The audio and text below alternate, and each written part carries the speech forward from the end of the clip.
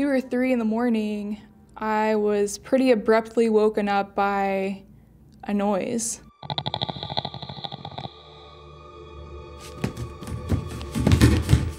And it took me a while to figure out what I was hearing. My head was 4 feet away from what I was hearing.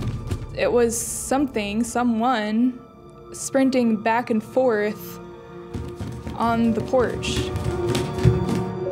And it was kind of a sprint, sprint, walk, walk, sprint, walk, sprint, just back and forth, back and forth. And this was probably going on for about 5 minutes.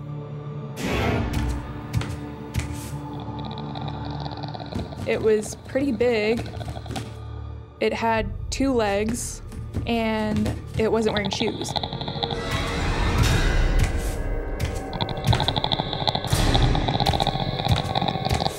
I am frozen in fear.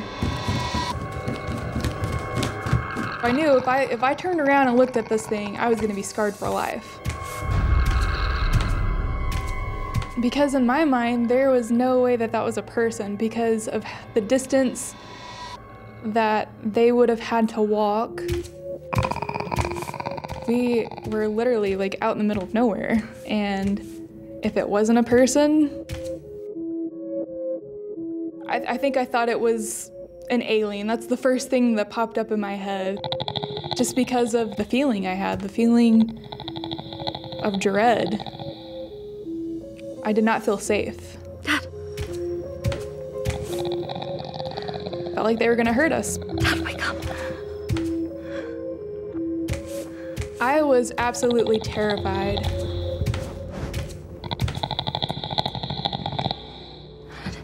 Dad. Dad. Dad, wake up. Dad. Dad. Dad. So she is screaming, she is going ape crazy, trying to wake me up to say something's on the front porch.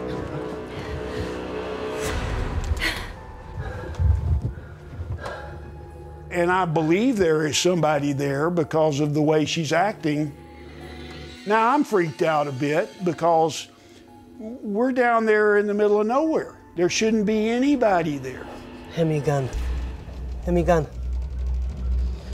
This definitely impacted her in that she knew what she heard and she knew it was human-like. She's not somebody that's gonna make something up.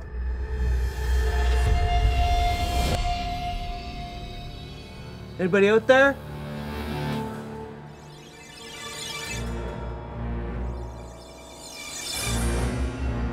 I swear I will shoot you. He put on his boots and went outside with a gun and a flashlight.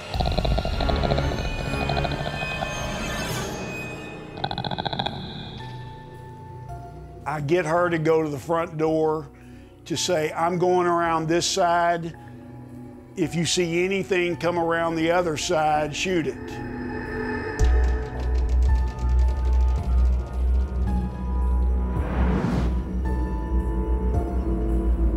We looked for probably an hour all around the cabin. I shined all out in the woods, and there's no trace. When you're not with someone else, those are really some of the scariest ones because you have nobody to turn to but yourself.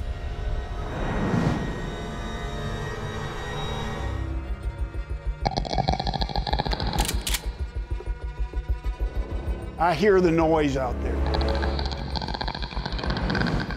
Shine the light exactly where it's at. There's nothing there. I turn the light off and I hear it again.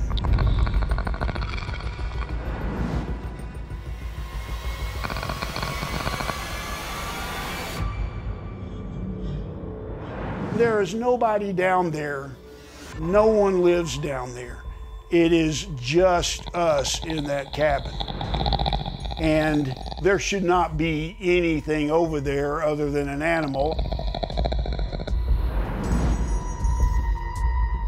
So I finally give up and I begin to walk back to the cabin.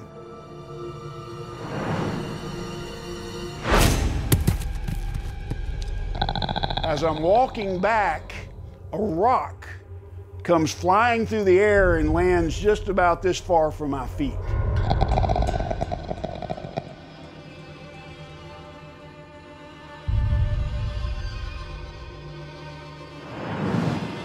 And I'm shining everywhere I can shine to see what is this that just threw a rock at me. I cannot find anything. I look everywhere and I turn off the light and I'll hear a little something and I'll shine over there.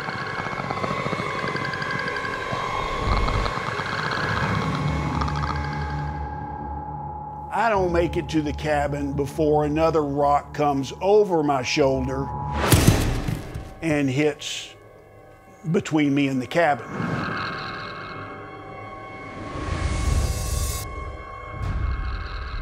Now I begin to panic.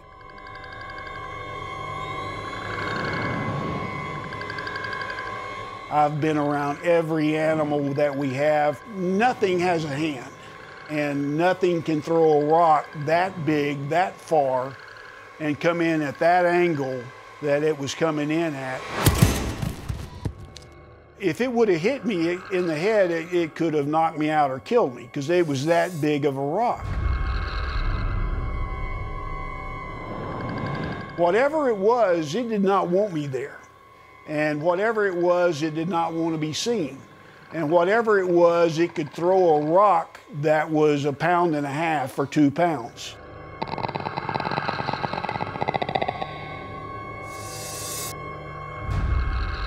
Could it be something from another planet that has cloaking technology? Absolutely. I'm going to say that possibility is there. It could be an alien. Whatever has been down there doesn't want to be seen.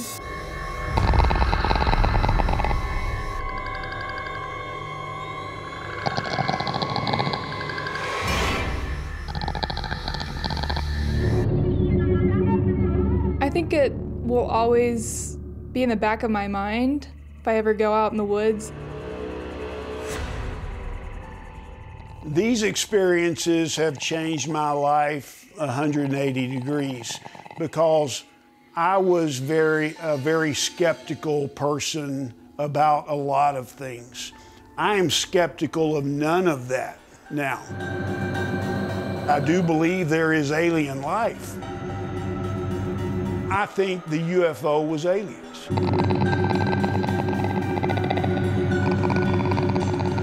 I think that's what was in the craft.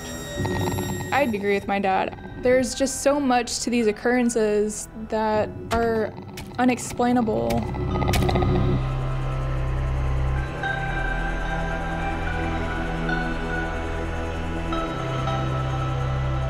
I'm a believer, and I'm more of a believer now, and I still think there's more to come.